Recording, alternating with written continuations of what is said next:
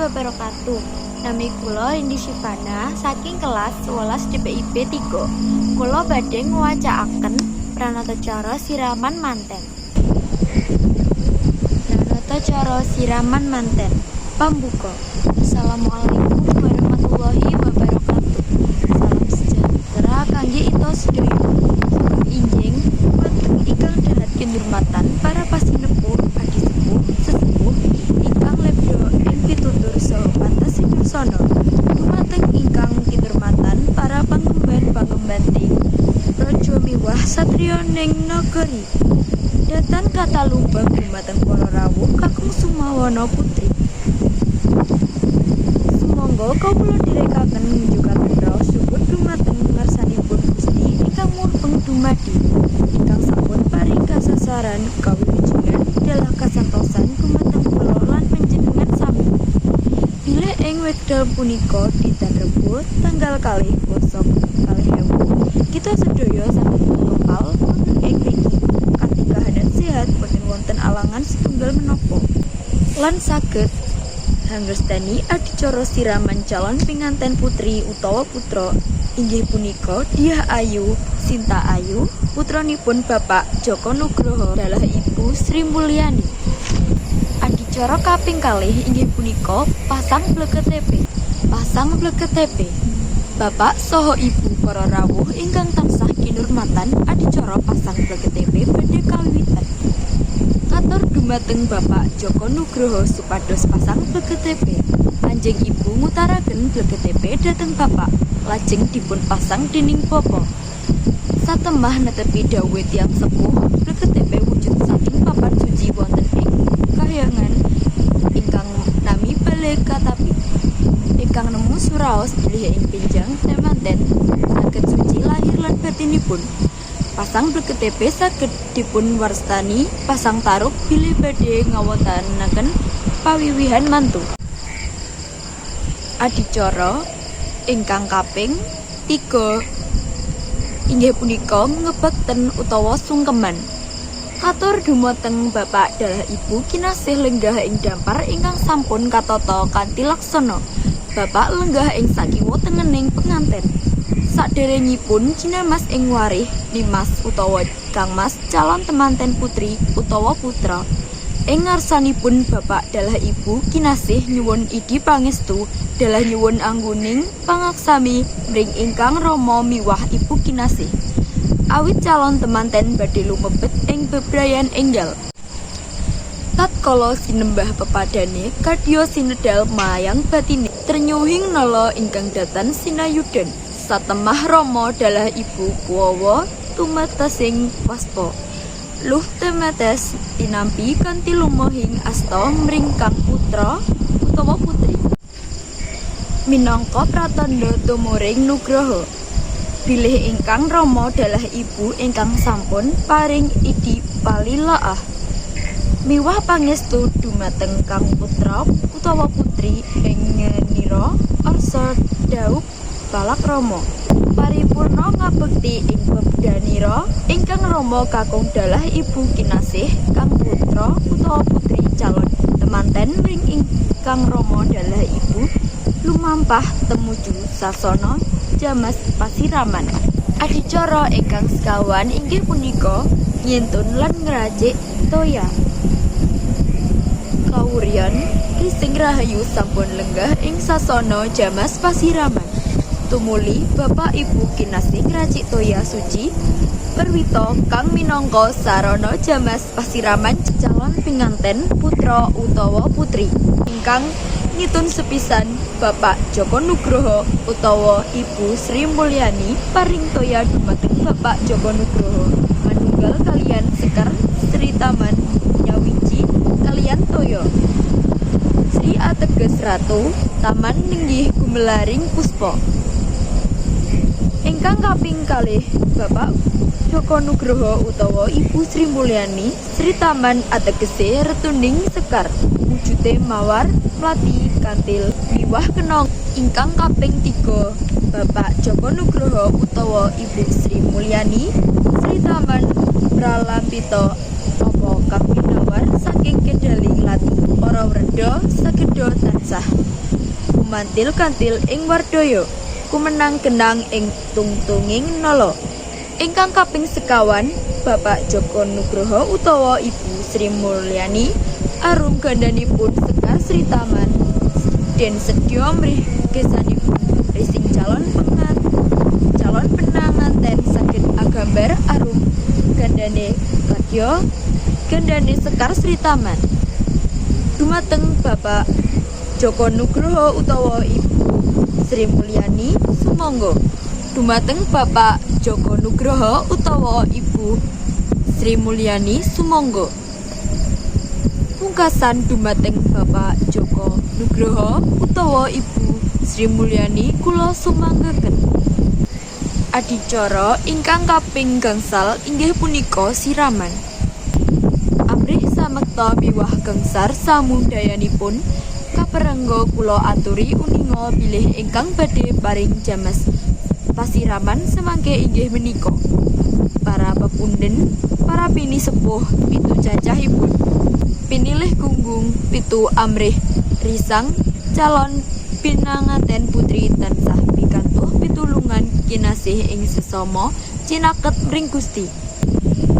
Ingkang kawiwitan paring jamas pasiraman nun inggih Bapak Joko Nugroho kanthi kebak ing pangati-ngati. Sarwa sarwi binarung donga suci lumebering toya waradung saradoning sarira risang ahayu. Adus kadya siniram tirta sawindu mahanani ayem tentrem sajroning kala. Ing kaping kalihipun kasuwun ibu biyung kinasih paring pangestu sesuci. Age-age marepeki ingkang putri. Kebak ing sutresna jinamas ing warih risang calon pinganten putri waraden ing sarira saking pucuking rikma dumugi samparaning ahayu. Kaparengga kula aturi bilih ingkang badhe paring jamas pasiraman salajengipun inggih menika para pepunden, para pini sepuh pitu cacahipun.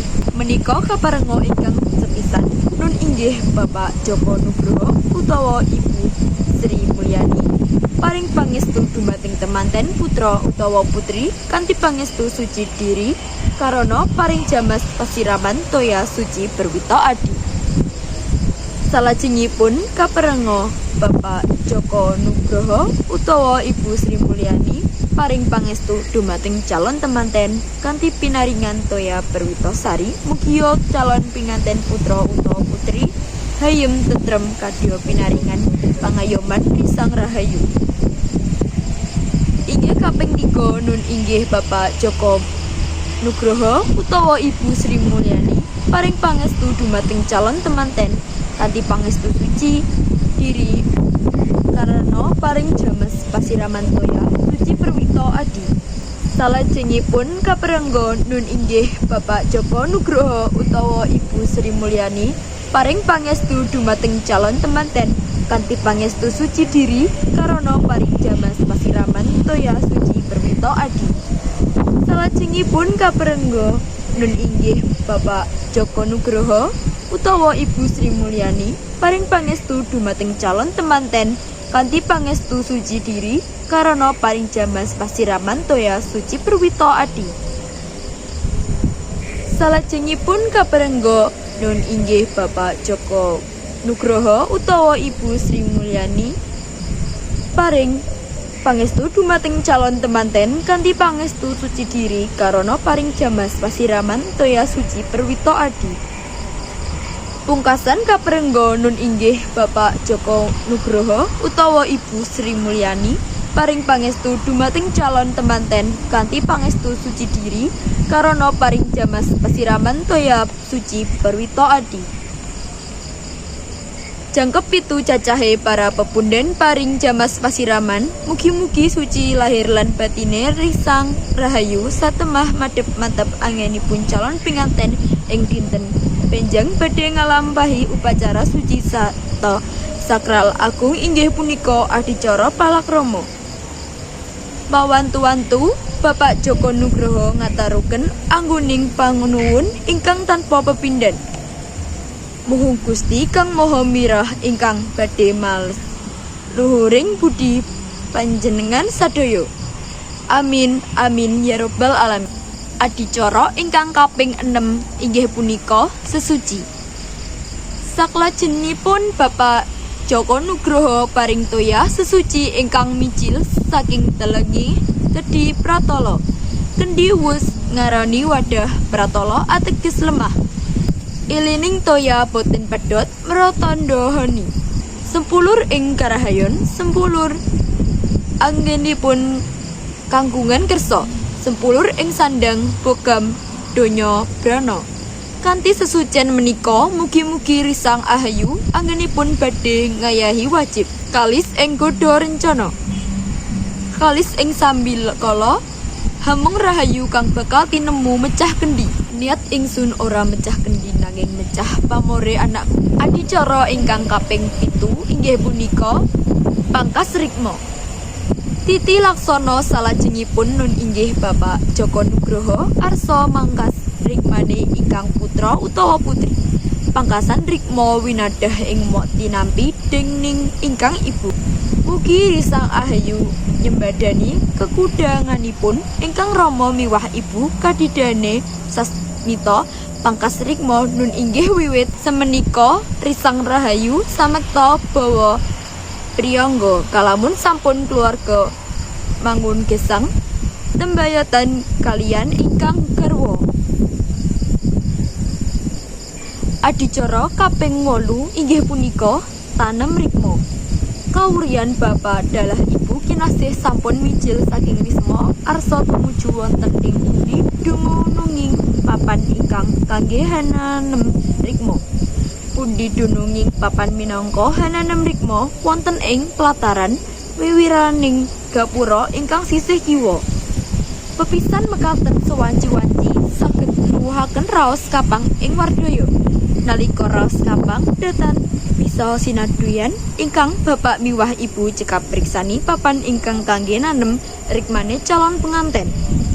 Satemah raos kapang saged ical musna anane mung rasa suka lan bombong mring uripe putrane utawa putrine. Adicara kaping 9 inggih punika padha dengan Rama kakung tumindak bopong pungkasan inggih paring sasmita hamba pilih ing dinten menika Rama kangkung saged bopong putrinipun ingkang pungkasan. Adicara kaping 11 inggih punika Sade Dawet. Kawurian Bapak utawa Ibu sampun miyos saking panti. Ibu Sri Mulyani ngindit wakul minangka wadahing arta asiling Sade Dawet. Dene ingkang garwa ninggih Bapak Joko Nugroho ngasta songsong utawi payung. Kang wus sawega paring pepayung mring kang garwa. Ateges dadi wong tinitah kakung kedah bisa paring pangayoman mring ingkang garwa amrih ingkang tinitah wadon ayem tentrem kalis saking wasu melang. Rame anggenira antri samiya mundhut dawet. Dadya pratandha kalamun ing dinten benjing rawuhipun para tamu antri dalidir kadya kang samya mundhut dawet. Sarwa sarwi mirah hangenira Ibu Sri Mulyani Sade Dawet. Dawete ayu manis ing rasa mila samya suka pari suka ingkang samya antri badhe mundhut dawet. Boten wonten ingkang kuciwa ing rasa samya suka ing nala. Kajawi punika sadyan dawet ugi dados pratandha bilih Ibu Sri Mulyani suka dene mring sesami. Satemene sapa wonge murah mring sasama.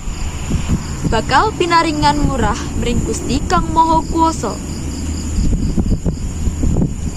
Adicara kaping 11 inggih punika manten mlebu. Wonten panti busana nenggih panti riseng calon penganten putra utawa putri kang nembe sindun boga mring juru sumbaga. Adicara kaping 12 inggih punika dedunga. Sakjalengipun inggih dedunga. Adicara kaping 13 inggih punika potong tumpeng utawa pecok tumpeng. Paripurna bapak dalah ibu metak rikma ingkang putra utawa putri daya-daya tumuju wonten pundi dumuning papan mangkas tumpeng. Nalika samana bapak dalah ibu sampun sumandhing ing tumpeng. Sarwa sarwi kebak ing pangati-ati Bapak Joko Nugroho mangkas tumpeng. Tumuli kaparingaken dumateng garwa nenggih Ibu Sri Mulyani sampun katampi pucuking tumpeng. Adicara kaping 51 inggih punika dulang pungkasan. Pangkasaning tumpeng minangka sarana dulang pungkasan. Rata doni kalamun bapak saha ibu paring wasiat dumateng ingkang putra utawa putri supados tansah bekti mring pangeran. Datan supen mring jatining panembah tansah mudi dawuhipun Gusti serta nyingkiri ing pepacuhipun. Adicara kaping gangsal welas inggih punika panutup. Makaten napa ingkang saged kula aturaken wonten adicara siraman menika boten kasupen kula ing ngriki minangka sesulihipun ingkang hamengku gati. Ngambali atur sugeng rawuh sinartan atur agunging panuwun ingkang tanpa pepindhan rening panjenengan para tamu sampun minangkani pamundhutipun Bapak Joko Nugroho dalah Ibu Sri Mulyani. Para rawuh, para lenggah, dening kula nindakaken urut rencenipun adicara milai purwa dumugi paripurna tartampu kathah kekiranganipun ugi kekilafan kula. Mila menika kula namung nyenyadong lumuturing sih samudra. Pangkosama dumateng ingkang hamengku gati ugi panjenengan sedaya. Labet budidaya kula manungsa matur nuwun. Pungkasanipun adicara katutup kanthi waosan hamdalah sareng-sareng. Alhamdulillah. Adicara kaping 16 inggih menika donga. Assalamualaikum warahmatullahi wabarakatuh. Bismillahirrahmanirrahim. Saderengipun hastungkara kawiwitan sumangga kita sareng ngunjukaken hastungkara ing ngarsa dalem Gusti ingkang Maha Wikan kanthi derek kapitadosan ipun sowang-sowang sumangga kula derekaken. Duh Gusti ingkang Maha Wikan, muga padukan paring kasehatan lahir lan batin dumateng pinanganten mugi enggal tunapa anginipun badhe ngayahi bebrayan enggal.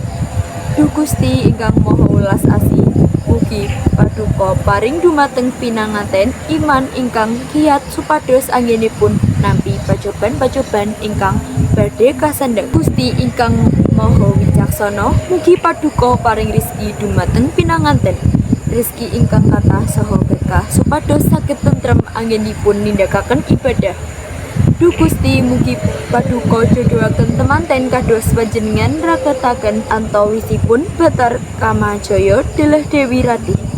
Duh Gusti muga panjenengan paring yuswa dumateng temanten kekalih yuswa ingkang dawa lan manfaat lan nyorosaken dumateng badanipun temanten sarimbit. Duh Gusti sesembahan kawula mugi panjenengan bagusaken dumateng ngamalipun temanten kekalih mugi ngudanani punapa ingkang dados panyuwun kawula. Amin amin ya rabbal alamin. Wassalamualaikum warahmatullahi wabarakatuh. Kula pungkasi pranata cara niki menawi enten lepate kula nyuwun pangapunten. Wassalamualaikum warahmatullahi wabarakatuh.